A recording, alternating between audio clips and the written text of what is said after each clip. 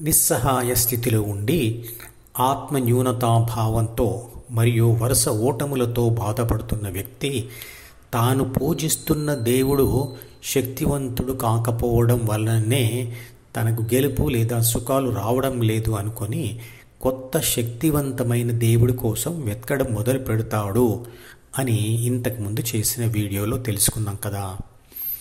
ఇలాంటి భావోద్వేగాలు లేని దేవుడు, తటస్థంగా ఉండే దేవుడు, ఎక్కువ శక్తి ఉన్నా లేదా తక్కువ శక్తి ఉన్నా అతను జాలిపడి ఎవరికి డైరెక్ట్గా గెలుపు ఇవ్వలేడు. మరి ఏం చేయాలి? దేవుడి నిర్వచనం సరిగ్గా అర్థం చేసుకోకపోవడం వలన మరియు పూజ చేసే విధానంలోనే తప్పు ఉండడం వలన మరియు ప్రకృతి సహకారం లేకపోవడం వలననే ఫలితం రావడం లేదు అని తెలుసుకోవాలి. దేవుడు అనే పదాన్ని సరిగ్గా అర్థం చేసుకొని ఆత్మన్యూనతా భావాన్ని పోగొట్టే ధ్యానం చేయాలి.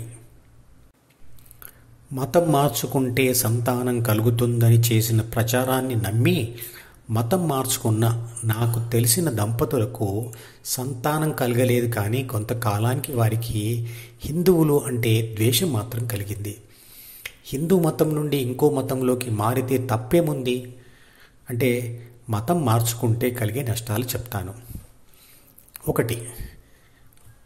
ఒక మతంలో ఆడవాళ్లకు ఇతర మతాల ఆడవారికి ఉన్న స్వేచ్ఛ ఉండదు.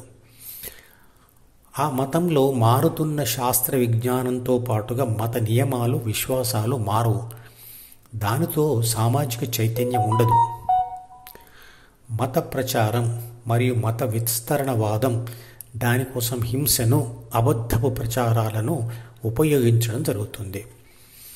ప్రతిరోజు చాలాసార్లు దైవ ప్రార్థన కోసం ఉపయోగించే సమయం వలన ఉద్యోగం ఇచ్చిన వాడికి నష్టం కలుగుతుంది.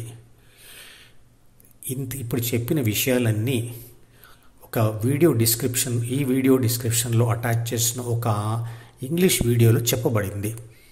దానిని మతం మార్చుకోవాలనుకుంటున్న వారు ఒకసారి చూడండి. ఈ నష్టాలతో పాటుగా హిందువులు మతం మారడం వలన ధ్యాన విద్యను కోల్పోవడం జరిగి అందువలన స్థితప్రజ్ఞ వచ్చే అవకాశాన్ని కోల్పోతారు.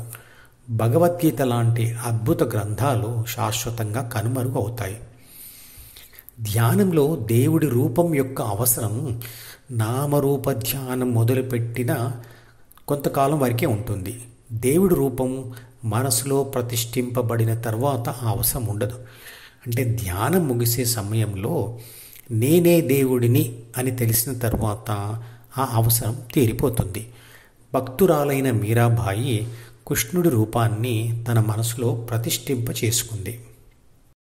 ఈ మధుపదం యూట్యూబ్ ఛానల్ వీడియోని సబ్స్క్రైబ్ చేసి గంట గుర్తును నొక్కి ఆల్ని సెలెక్ట్ చేసి ప్రతిరోజు యూట్యూబ్ ఓపెన్ చేసి అడుగున ఉన్న సబ్స్క్రిప్షన్ బటన్ నొక్కితే అన్ని లేటెస్ట్ వీడియోలు చూడవచ్చు.